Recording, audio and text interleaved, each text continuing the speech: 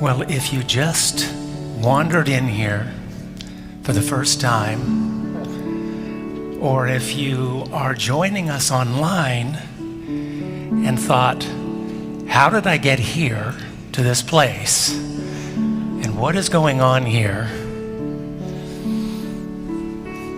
Then let me just take a moment to explain what unity is.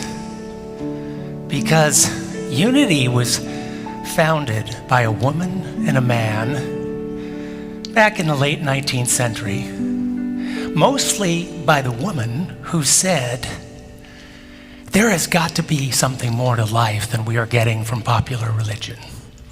And she had this notion in part because she was dying from tuberculosis. So this was rather urgent for her. And so together they went on a quest to find what is the deeper message that we are trying to get and not quite getting from the Bible, from this religion that most people follow. And they came upon deeper truths. We call them the metaphysical truths. And I'm going to summarize that by this one passage from Jesus, which is one of those rare passages which needs very little interpretation. I think we can understand what it means. And it is these words: the kingdom of heaven is within you. Now, this woman and man, Myrtle and Charles Fillmore, they got this idea underneath those words, that they meant the kingdom of consciousness, this divine kingdom of consciousness, what they called the Christ consciousness, is within each one of us. And if that's true, it must be that women and men of all cultures throughout history have awoke to that deeper kingdom within them. And that is why we can find these truths in so many religious scriptures underlying the surface. And you can find it in scientific discoveries, the incredible potential within us. You can find it in the words of Martin Luther King, who we will celebrate tomorrow. Within that most famous speech, I Have a Dream, he said, I have a dream that one day this nation will rise up and live out the true meaning of its creed.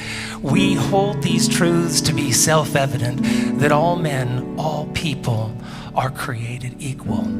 I have a dream that one day on the red hills of Georgia, the sons of former slaves and the sons of former slave owners will be able to sit down together at the table of brotherhood. And what is that brotherhood?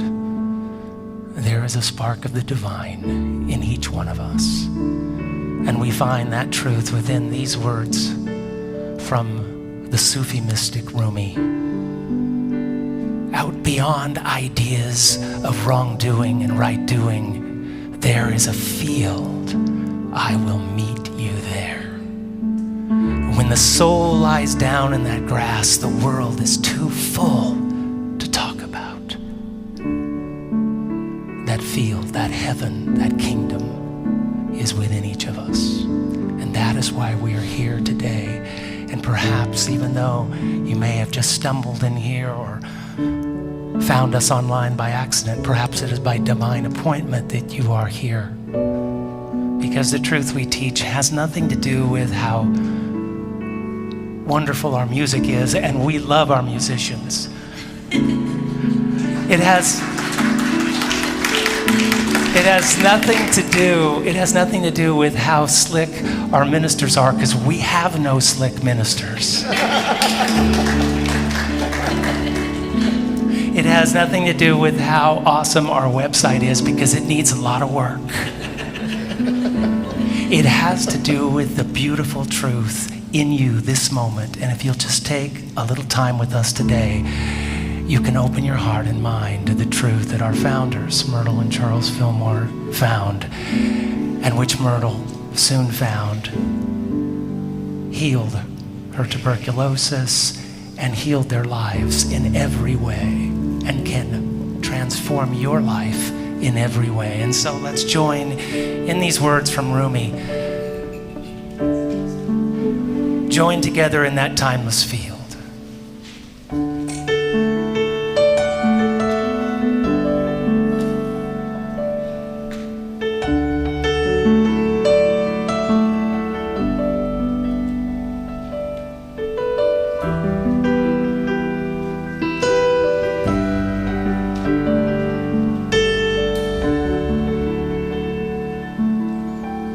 Sing after me, I'll give you the tune. Out beyond ideas of wrongdoing and right doing.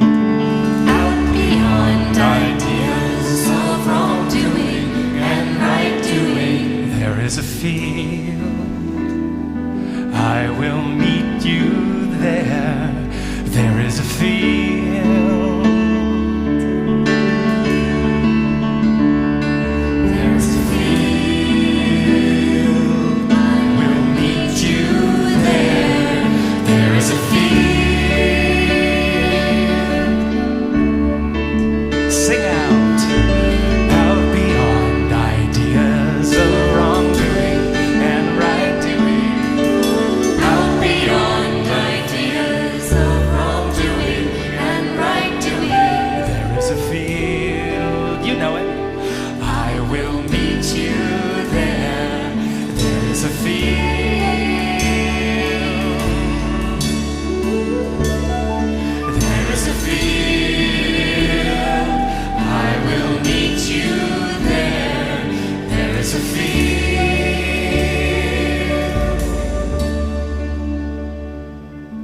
When the soul lies down in that grass, the world is too full to talk about, too full.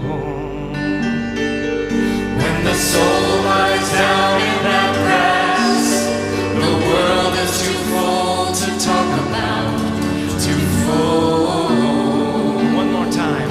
When the soul lies down in that grass, the world is too full to talk about, too full.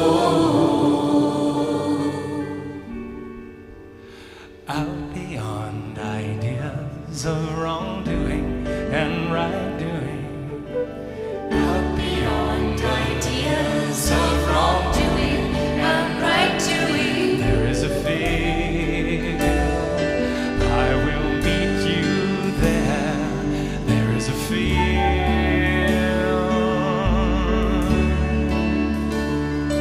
There is a field, I will meet you there. There is a field.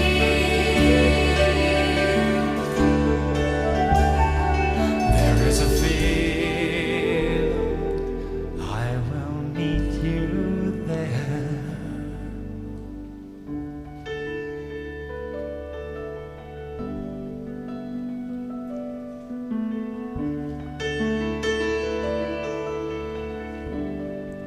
Good morning. Teresa, are you here? Oh, there you are. Teresa's going to light our eternity candle for us this morning. And I think today we will dedicate it to the field, to that field out there beyond right or wrongdoing, the field where we all live together. Thank you, Teresa, so very much. And in honor of that field, now let's open our service with a time of prayer together. Sweet Spirit, we've come together to stand before you in that field that you have provided for us. We have come to share our hearts, our lives, our thoughts, our feelings, and most of all, our bliss and our joy in being in your service. We call forth now from all of the universe blessings upon this time and this space and this place. Fill the hearts of the people with your love and your joy, and bless each hand that has brought service to the unfoldment of this service in our special home. Thank you, thank you, thank you. And so it is. Amen. Amen. Yesterday, some of us had the absolutely wonderful and marvelous privilege of spending a whole day with a magical person that came from the Midwest. Now, I spent 2 years in the Midwest, and there were a lot of magical people there, but I didn't get to know this person because he's much younger than I am. But we had a workshop on leadership that was absolutely fantastic, and I have to say that over and over and over again. And I would like to introduce that person to you and his wife. Shad, Groverland, would you stand up and be introduced, and then I'll tell you what he does. Okay.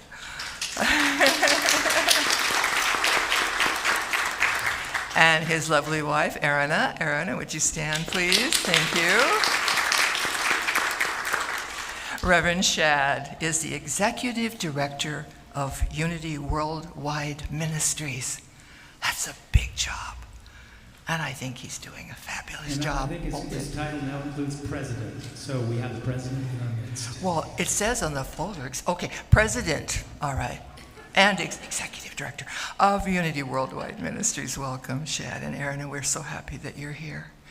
All right, and now we have some announcements, I believe. Steve, are you there? Oh, these people that love to come out from stage left. Okay. Thank you, Sherry.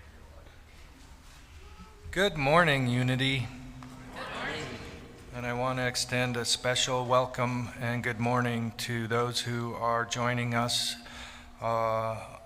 over our live stream. Very grateful that you are able to be with us today. As a reminder, please be sure that your cell phones are set on silent mode so they don't ring during the service. I hope my phone does not ring while I'm up here because it is not set silent yet. Prayer requests. If you are in need of prayer for yourself, a loved one, a friend, whomever, please let us know. You can place a prayer card in the prayer box in the foyer after service, and it's right in the corner of the foyer, and there's a box, and there's cards next to it and writing utensils. And for those watching on our live stream, you can contact Reverend Inga at the phone number which you see on the slide, which is 541-968-5540. Next Sunday, Dr. Serenay Smith explores opening the door to new dimensions of Spirit's grace in surrendering to the unfolding miracle of this precious life.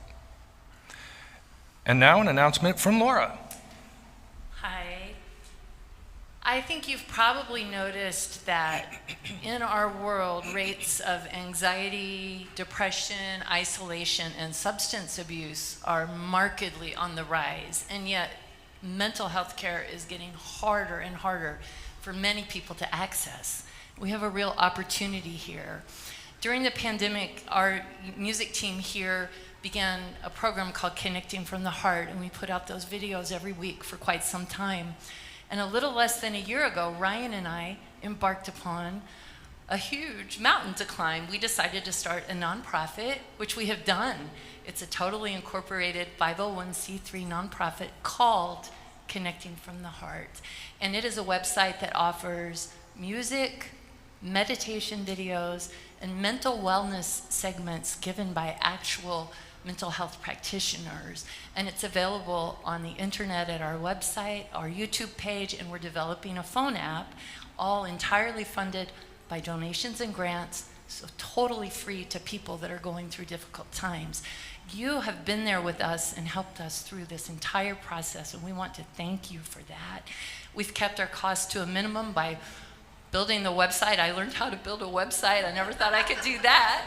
And we've just kept our costs to a minimum, but we do have some costs. So I am asking today for your continued support in two ways. One is the obvious. If you have any donations that you would care to share with us, they are totally tax deductible, and we will put them to good use in paying for things like our music licensing fees and our audio video director and things like that, and our performers. And even more important than money, I could really use your help by going onto our website and subscribing and giving me feedback, letting me know what works and what doesn't work for you, because we're new to this, but we're determined to see it through. We're having a joyful experience doing this. We've gotten great results so far, but we're eager to learn more of how we can be of service to our community here. I have business cards that if you want one, I'd love to give it to you. On the back is a QR code, so you can just scan that with your smartphone if you're all high tech and instantly go to our website. But if not, you can type it in the old-fashioned way. And feel free to contact me, and thank you for your time and your support. And now we're going to have a sing-along. It's time to rise and stretch, and we're going to sing Ricky Byers' Beckwith's song, All Good, Holy, Holy.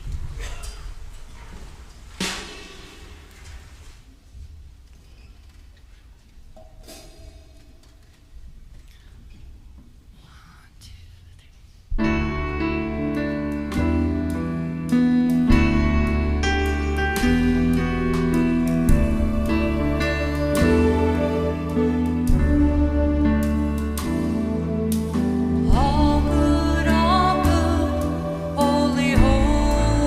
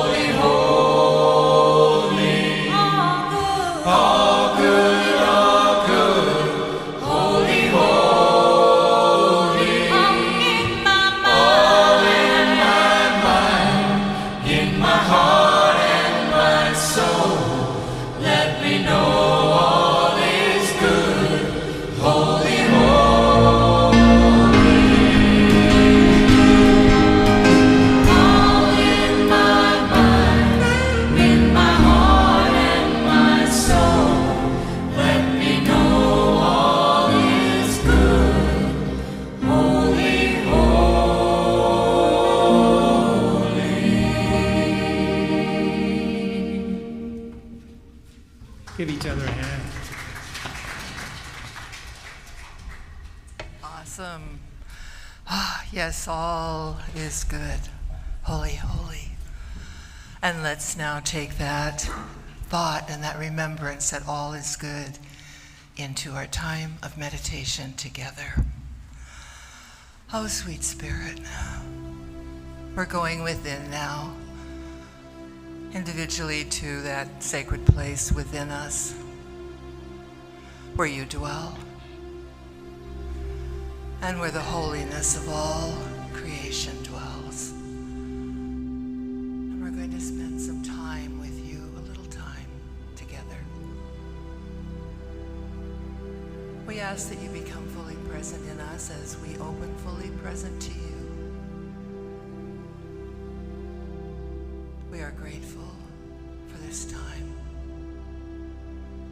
for this moment, and we're so blessed with this life that we have been given to share with you and with each other everywhere. All is truly good and holy, holy as we dwell in that field beyond imagination, beyond the bliss and the knowing to even greater unfoldment. As we rest in that place together now in this time of meditation, let us take a moment to go within and ask of ourselves and of our heart,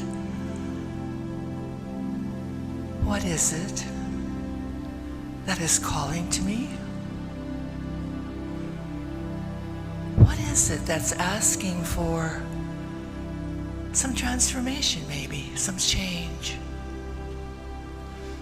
What is it that's longing and seated there? Bring it forth, sweet Spirit, into fruition in my life. Help me see the power within me to be what you would have me be. Help me to see that I have all that I need to do all that I need to do and all that I want to do. Bless me, sweet Spirit. Hold me in your ever-loving arms and thoughts, and let me continue to feel the joy of being in your presence and the love of being connected to you. Let us take a moment to stay in that space, that place in the heart, behind the heart, in every cell of our body. And in a moment of quiet supported by the music, let's just be open, receptive and willing, and filled with love.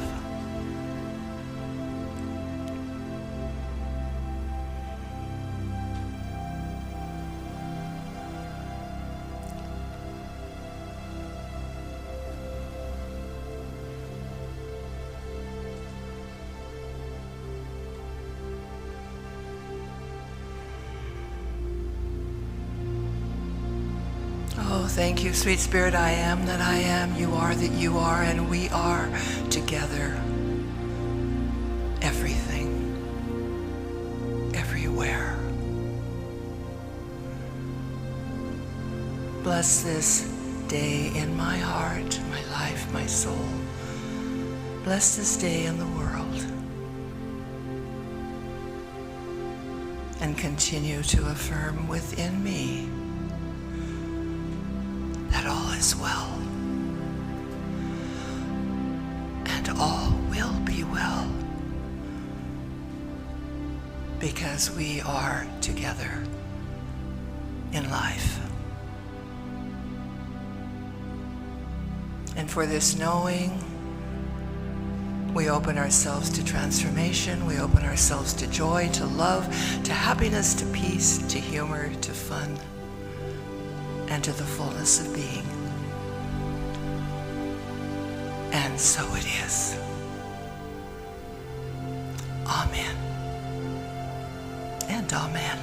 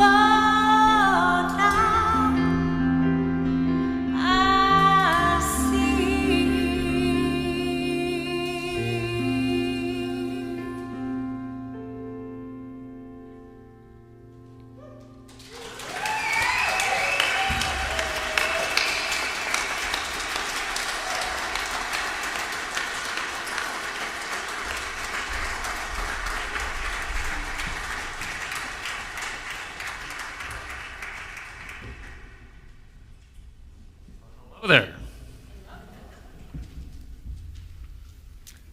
Well, there is a little bit of title confusion for me because it did just change this week. So it was as executive director, now it is president and CEO of Unity Worldwide Ministries. Not that matters that much, but just to say it did just happen, so that's not on you. So I am Reverend Shad Groverland. I am the president and CEO of Unity Worldwide Ministries, and you say, what is that? And I say, that is the organization that supports you. We support the leadership across the world in Unity, and we support the ministries themselves across the world. We have about 650 ministries around the world, if you did not know that, and we have several thousand ministers and licensed Unity teachers doing this work right now in places like Africa and Australia and the UK and Canada and all sorts of wonderful places. So this is a worldwide movement that we sometimes forget when we sit in one sanctuary in one location. But it's good to remember that this is happening around the world at this very moment on this Sunday morning. I think that's neat. Does anybody else think that's neat? Okay. About 62% thought that was neat. That's okay. That's good. All right. Well, I'm going to share a little bit with you today about my journey, which comes with question, what do you need to be happy?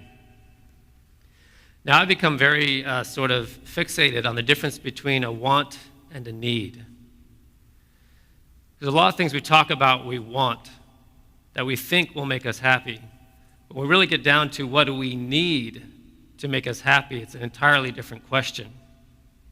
What do we really need to make us happy? Some people might have just given up on that concept altogether and figured that life is not going to have happiness in it. We're just supposed to move along and get from morning until night and try to just exist. And it seems like a lot of people have accepted that's just the way it is. But I really believe that we're here to be happy, and if we're not happy and enjoying life, something is off. Do you agree? Good. All right, I'm in the right room. These are my people.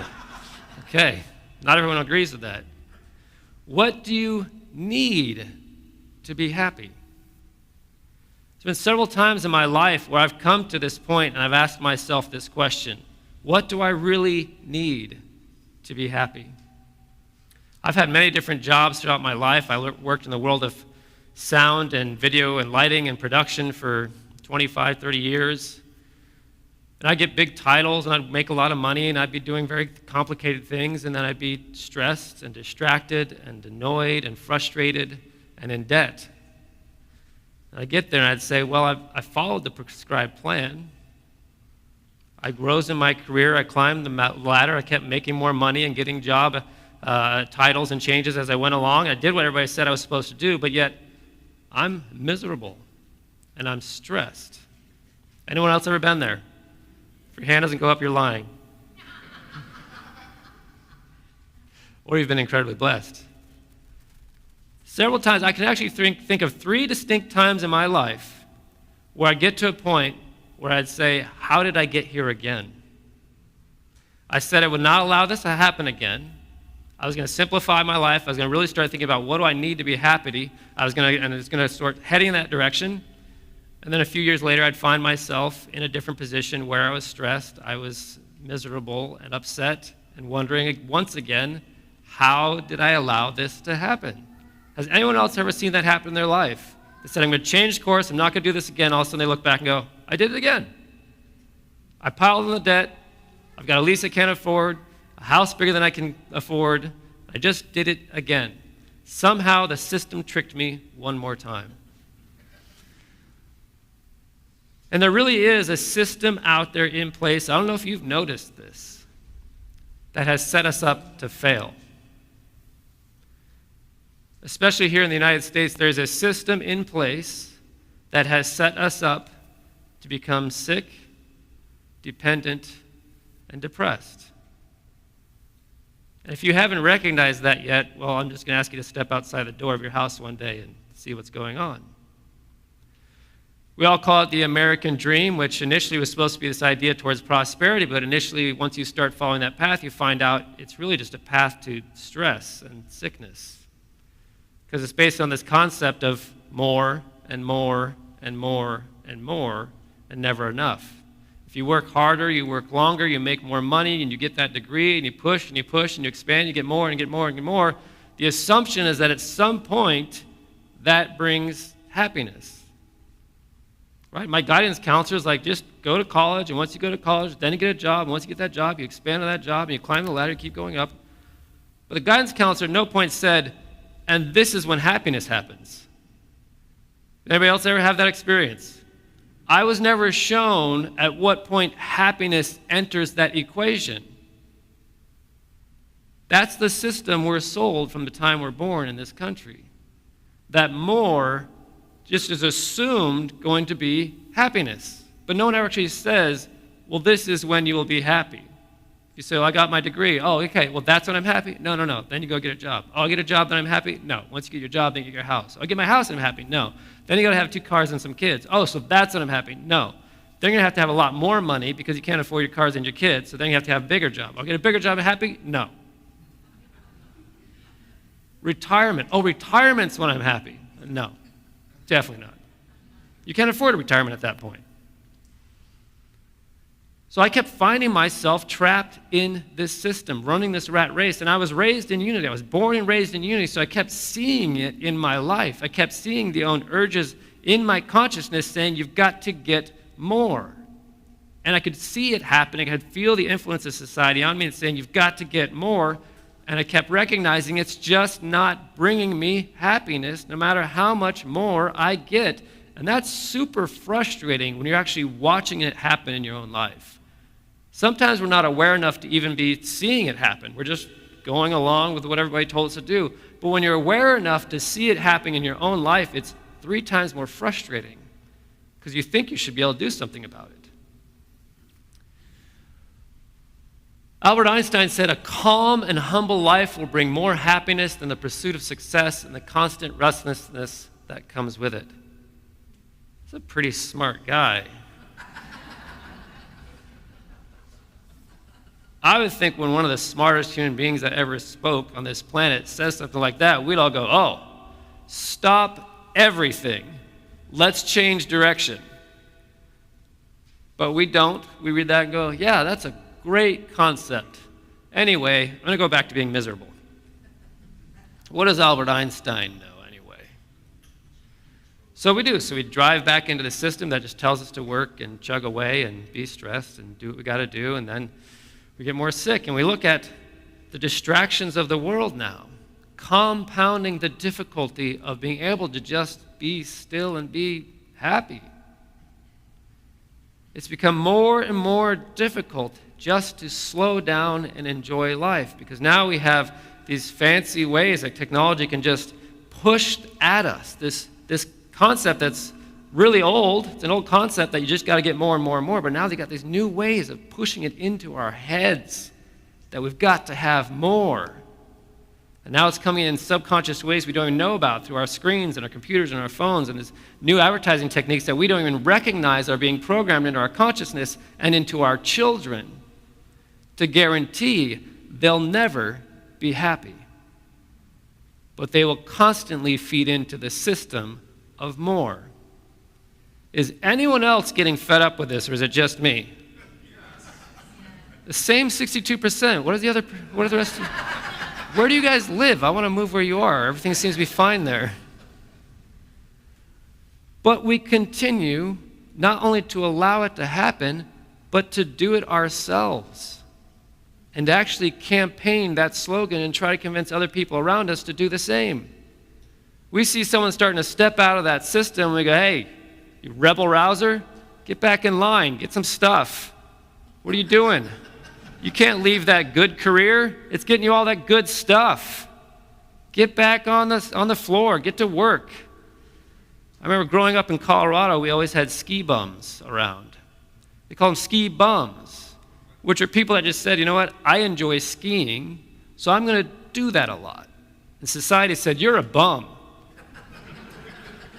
And the ski bum's like, okay, I love my life. Call me what you want. But a person that said, I'm just going to make enough money to do what I enjoy, which is ski. What a concept. To do only as much work as you need to do to have the funds to do what you actually enjoy doing. And we would shame that, right? We would shame that individual, that they're not a part of society, they're not getting stuff, they're not contributing, they're actually enjoying their life. God forbid they enjoy their life. Well, Mr. Miyagi quite simply said, focus, Daniel's son. Focus. Can you imagine if we actually focused on creating a world that brought joy into people's lives? What a novel concept. Can you imagine if our society and us as individuals and collectively together said, instead of buying into what we've always done, which we've proven time and time again just makes us sick and miserable, what if instead we focused on the things that bring joy into our lives?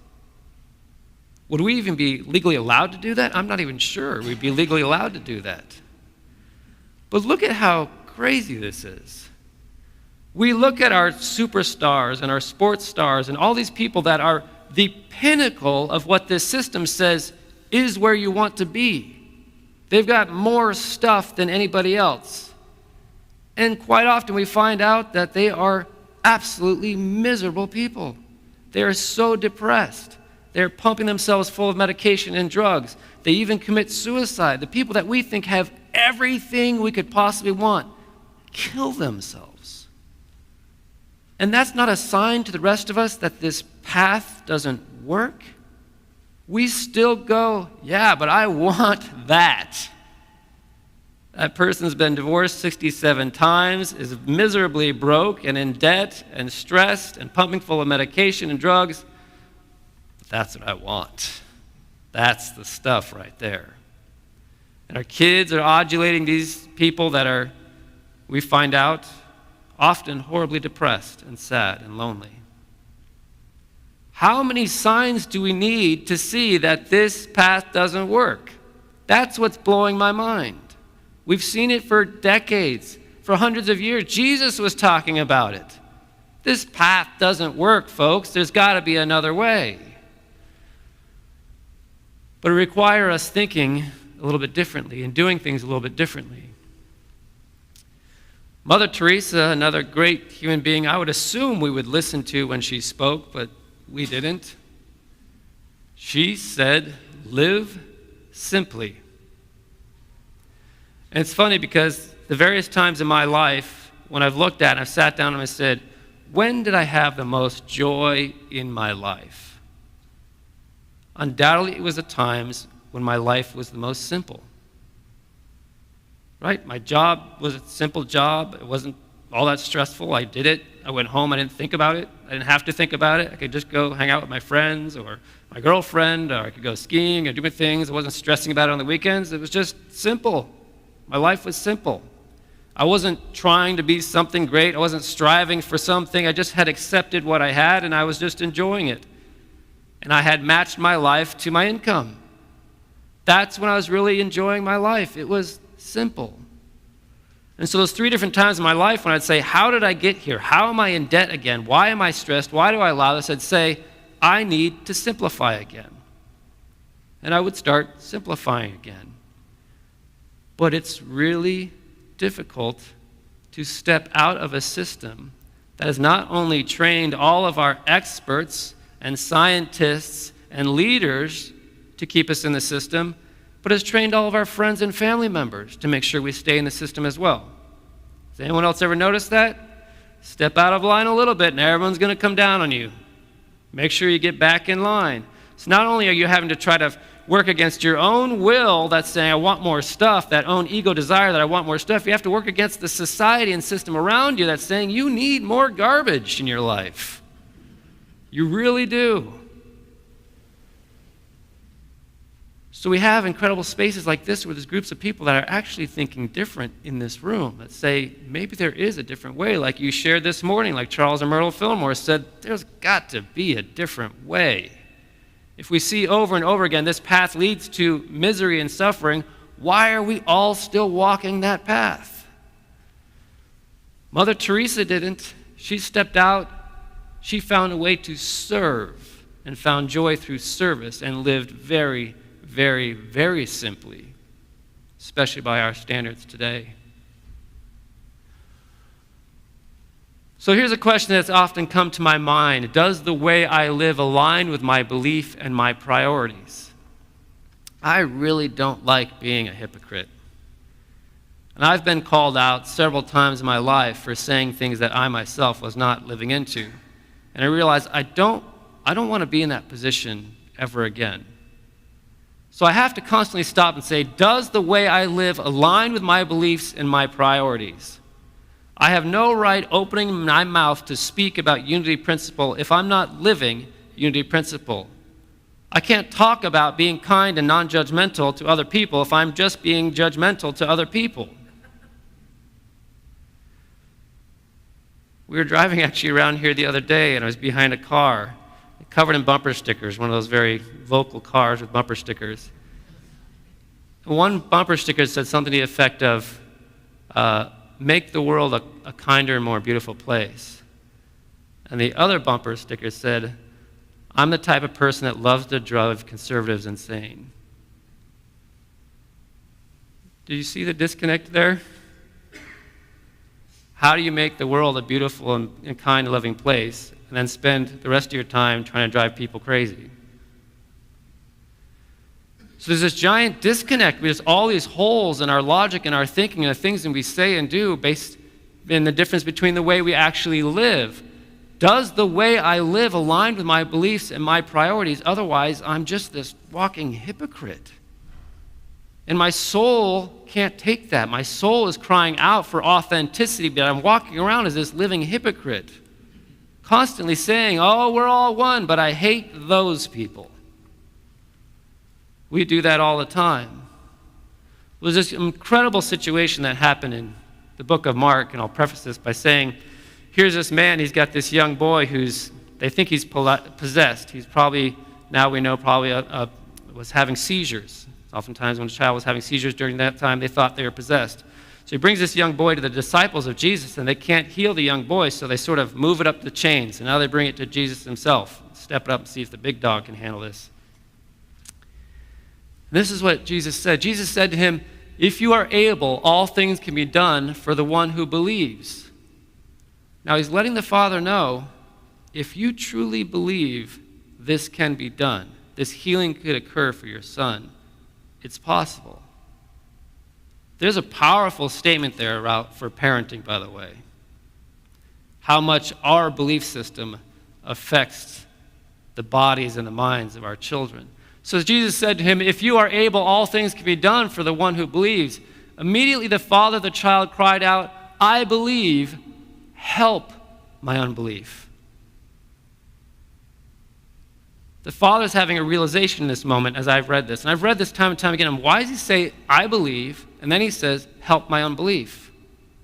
Because he recognizes the hypocrisy in his own system. He says, I consciously believe, but I don't believe. Do you know what I'm saying?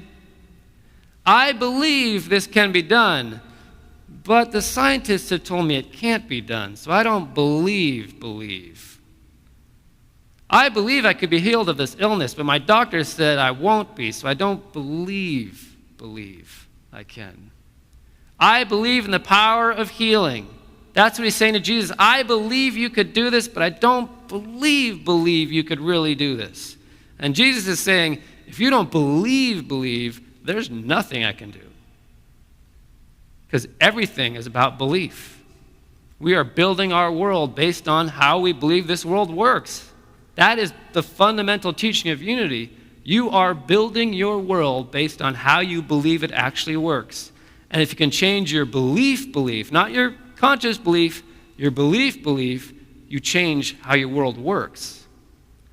My father's a unity minister, and we were having a debate about unity theology once, and he said, I've come to the realization that each and every one of us lives in a different set of rules and existence.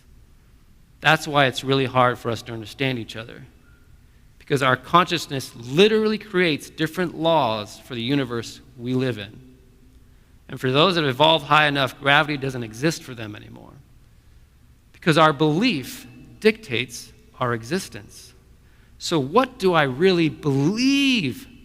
Not just think I believe and say I believe. What do I really believe? Do you know what I'm saying?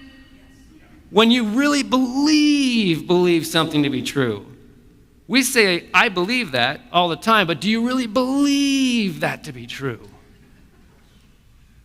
So I had to come with terms. Yeah. Do you believe? Can I get an amen? Amen. So I'm calling my life to task. I don't want to be a hypocrite. I want to live in authenticity. When someone sees me, no matter where I am, I want them to say, Shad believes what he says. And if I actually believe in God, which I do, then God must become a priority in my life. I can't say I believe in God and just go about my day being the same jerk I was yesterday. So often we say, I believe in the divine, I believe in Gaia, I believe in this essence, I believe in God. But anyone following us around for a few hours ago, you don't really believe in this? Come on, stop fooling yourself. If I actually believe in God, what then in my life needs to shift to align with that belief and that priority? What would I have to change if I truly believed in this divine intelligence that's moving in and through everything around me? What would have to shift? I keep myself in check to this statement. Every few years, every year, every so often, when it comes to my consciousness, I say, what would I have to shift if I actually, truly believed in God? Has anyone ever known someone who said they believed in God and you're like, nah. I wouldn't go around saying that if I were you. I would have to have dedication to a daily spiritual practice. They talk about 10,000 hours to mastery. Like if you're going to play a musical instrument and you want to become a master at the instrument, it takes 10,000 hours of practice. Well, if we want to master life, we want to actually get in connection with this divine essence that's moving through this carpet, these speakers, these people, these chairs, everything in and around me. Wouldn't it take practice? If the piano takes 10,000 hours, how many hours does it take to connect with the divine? I'm going to have to dedicate myself to a daily spiritual practice if I really believe in God. If I really want to get myself out of the way and connect with this divine intelligence that's calling me forth, I'm going to have dedication to my spiritual community. I've got to surround myself with other people who are thinking like I'm thinking, because it's so hard to do this as an island. I need a community that's saying, I agree with you. Let's do this together. No, you're not crazy. This is the way life is supposed to work. Your belief actually creates your reality. You say that other places in town, they look like you lost your mind. Here you can say, my belief creates my reality. And other people say, I agree with you. Let's work on that. Let's work on getting deeper into our beliefs so we can change our reality. Dedication to living unity principles. I have to hold myself accountable to unity principle. One, this position kind of requires it. But it is a blessing for me that even more so in this position, I said, I want to be the living embodiment of these principles. When I go somewhere, I want people to see that this stuff works. If I can't prove it works in my own life, I can't possibly tell anyone else this stuff is true. And so I do regularly prove to myself that this stuff works, that these principles actually work. So when I stand in front of you, I say, this stuff works, folks. This is not historical fiction about our founders healing themselves, healing thousands of people around the world with these principles. This is fact, modern fact. And science is just barely starting to catch up to all the amazing things that they were talking about 120 years ago. Dedication to a daily practice, dedication to a spiritual community like this, and dedication to living unity principles. Not just talking about them with my head, but actually living them with my body. Speaking of unity principle, basically we come to the conclusion that we are all one family. As children of God, individualized, unique expressions of the one. That's what connects us. We are interconnected. We can't avoid that. So that if that is true, and I actually believe that, if I actually believe that to be true, how will this shift my life knowing I believe it and it is a priority to me? My life will be different if I actually believe that first sentence to be true. Every single life in this room would shift if we actually believed that to be true. For me, I'd have to come to the conclusion that I will not consciously or subconsciously, directly or indirectly suppress or harm members of my God family. If we're all one, I couldn't possibly allow that to happen. Not consciously and not subconsciously. Subconsciously, we harm each other all the time, and we don't even necessarily think about it. But if I'm going to hold myself to a higher standard, and I'm not going to allow this to live anymore, because I live in a world where we are all one, and I believe we are actually one, I'm going to have to change the way I do things. And we are not all one until we are all treated equitably. Just saying we are all one does not negate the actual problems that are happening in our world today. As we'll celebrate tomorrow with Reverend Dr. Martin Luther King, pointing out that there were issues here, and just pretending that we're all one does not make those issues go away. We are not all one until we are treated equitably. This includes all suppressed groups, Black, Indigenous, people of color, LGBTQ+, women, people of varying abilities, and animals.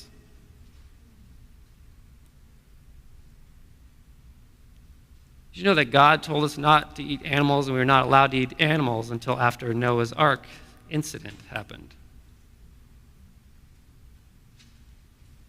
We all make the choices for our life, and for me as a person holding myself accountable to these principles, I said, I will no longer be party to the suppression, exploitation, or consuming of members of my God family. That means I have got to look at my subconscious and see what it actually believes, and I've got to start attacking it. I've got to start reading about racism. I've got to address the subconscious biases in my own consciousness. I have to recognize that standing up here as a cisgender, white, heterosexual, middle-class male means that I come with a strong bias about how I think the world works. And if I don't start addressing that and starting to understand how groups have been suppressed by people like me for hundreds and thousands of years on this planet, then I am subconsciously adding to that problem, if I'm not consciously trying to stop it and end it and making it equitable for all of us. Which means I have to be doing the internal work, the difficult internal work of driving into my heritage and my whiteness and my privilege and everything I've had that's brought me to this place, that's actually allowed me to have this position and speak in front of you today, and use that to try to fix some of these issues we have in the world today. So it's equitable, so we all have equal access to the divine.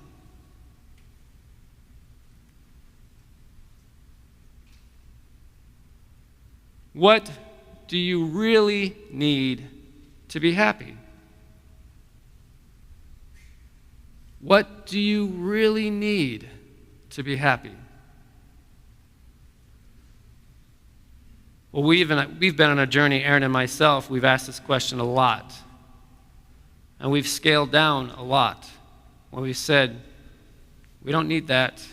We don't need this stuff in storage. We don't need these extra rooms. We don't need this. We don't need that. You start to realize what you really need. Because what Mother Teresa actually fully said, the statement is, live simply so that others may simply live. When we as a society are using such a large amount of the world's resources just to keep our way of life up at the expense of all these other people that just can't even feed their children, we've got to stop and say, when is enough enough? When is enough enough? What do I really need to be happy? Because joy comes in the simplest moments. Have you recognized that? Joy comes in the simplest of moments. So this is where we've wound up, scaling down. We now live in a tiny home that's 180 square feet. We've been living in it for 3 years. Actually on grounds now for the last 2 years at Unity Village, which is an amazing, miraculous experience. Because every time we said, what do we need to be happy, we found out we need less, and we'd let it go. What do we really need to be happy? And it was even less, and we would let it go. And we wanted to live in integrity and authenticity with what we believed, and we believe you really don't need that much to be happy. And so we scaled our lives down to what we really just need to be happy.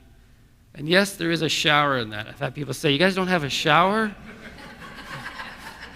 And they start to scoot away. We actually do have a shower.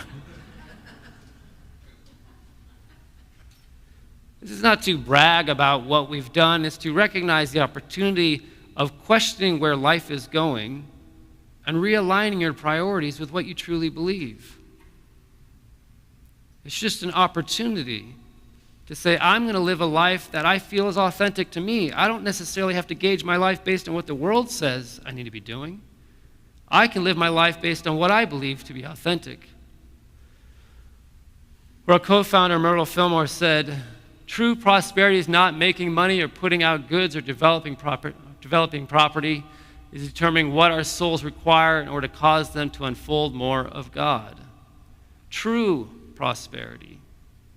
We've heard that word batted around over and over again. It just becomes, it's about getting more cars, getting more money, getting a bigger house, a better job. But here we see true prosperity is not about making money. It's about unfolding more of God in our lives. So I just invite you to try it. See what you really need to be happy. See what you truly believe, and if your life aligns with that. And I really think you're going to see some miraculous things unfold in your life. Because we have. It's been an incredible experience. Such a blessing. So thank you for having me. That's the truth of our experiences.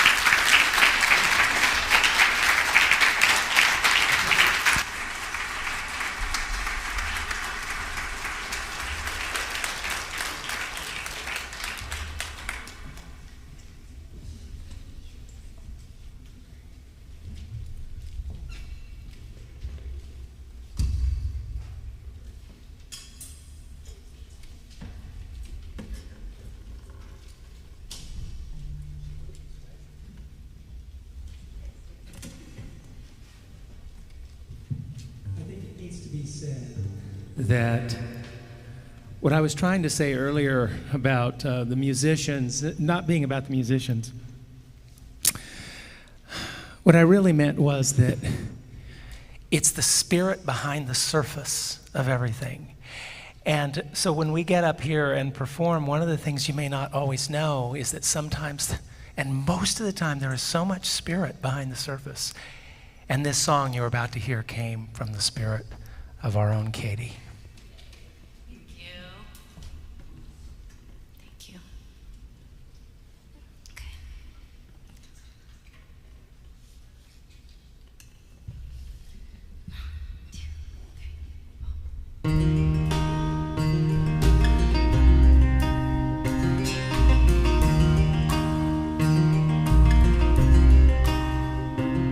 It's like when the whole world is on your side, but you're convinced it is otherwise, even though it's right there looking you in the eyes with so much sincerity. But your heart is tight, wrapped around itself.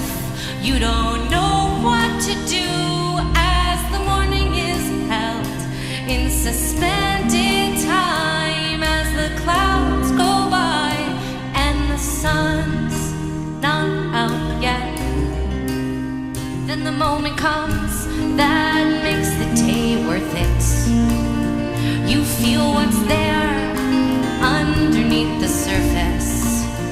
You stand in awe of water falling down the rocks into the stream, listening as she sings. Have faith in this world. Everything comes to an end and then goes around again. Have faith in this world. You can rest a while, hear my child, until you find your faith. Find your faith.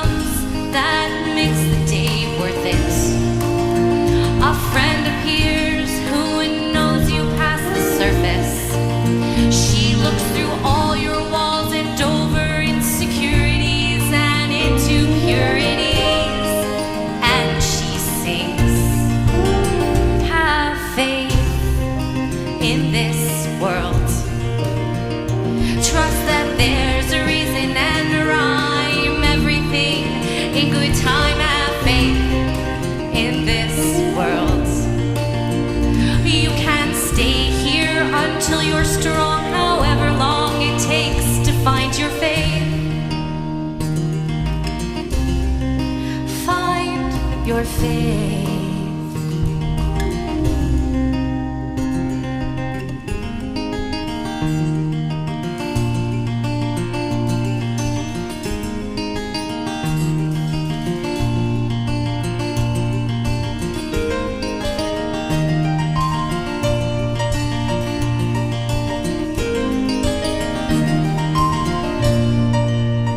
Then the moment comes. Then the moment comes. Then the moment comes. Then the moment comes. Then the moment comes that makes it all worth it. Humans come together for a purpose. And together we believe there's another way to live in harmony. And we sing, have faith in this world. Together we are strong. This is where you belong. You are part of this world. You craft your gift, you do your part.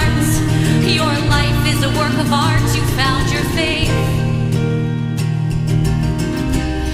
You found your faith. You found your faith. You found your faith.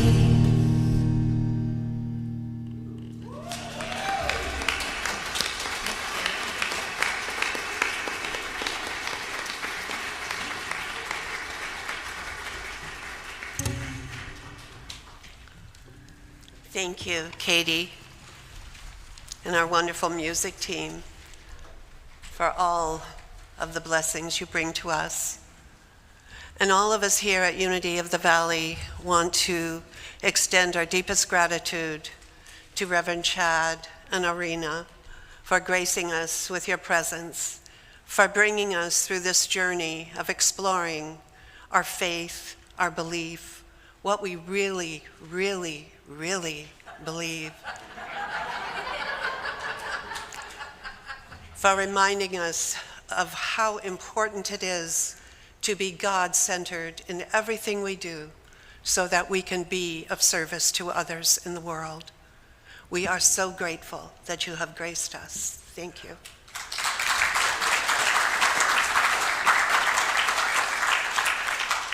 This is the time in our service where we gather together our offerings, our love offerings. So please join me in speaking this prayer together. Divine love, through me, blesses and multiplies all that I have, all that I give, and all that I receive. I give in love, and I trust God.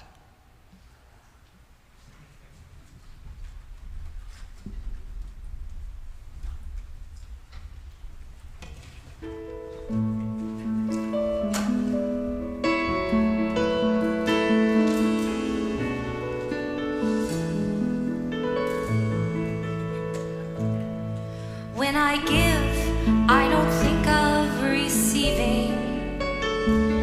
I'm just letting God give through me. And there's joy in my heart with the giving. Doesn't matter what comes back to me.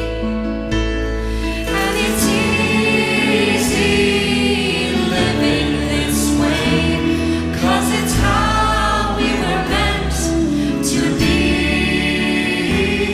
I don't struggle or strain. I get out of the way, and I'm letting God live through me. When I love, there are no preconditions, for I know every soul is divine. If I can't see their light, it's just hiding, or it might be the clouds in my eyes. And it's easy living this way, 'cause it's how we were meant to be. I don't struggle or strain, I get out of the way, and I'm letting God live through me.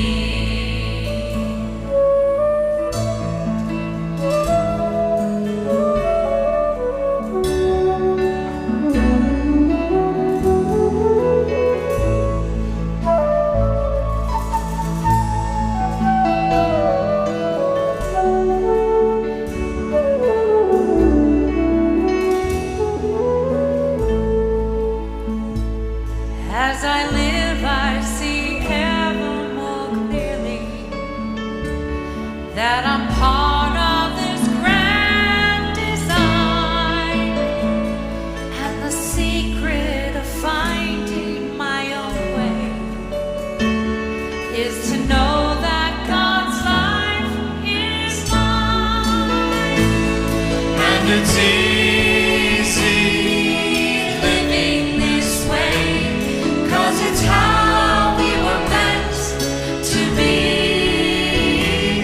I don't struggle or strain, I get out of the way, and I'm letting God live through me.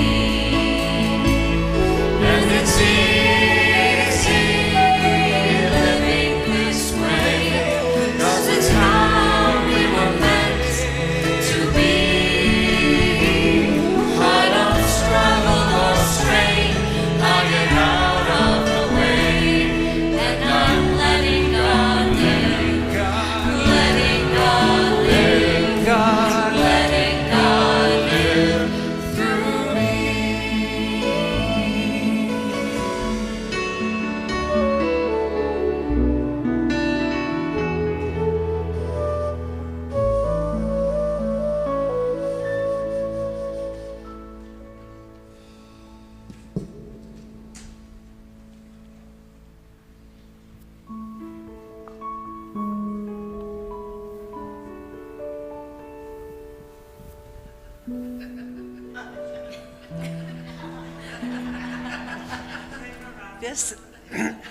This is our beloved lead usher, Gary Collins, who does so much for us in so many ways.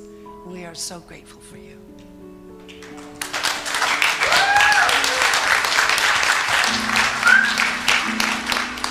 We want to end our service this day by thanking so many people.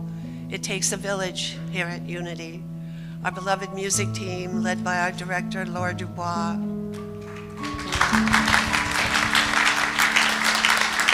The enormous contributions of John West.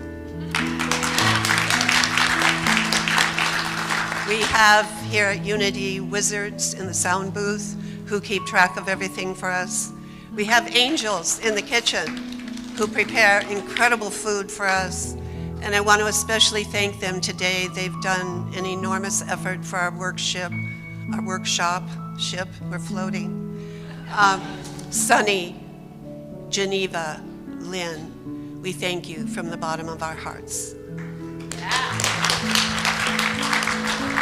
I see our beautiful chaplains here today, and we want to invite you to join with them on this side of the sanctuary after the service, if you are in need or would like to join with them in the beautiful gift of prayer.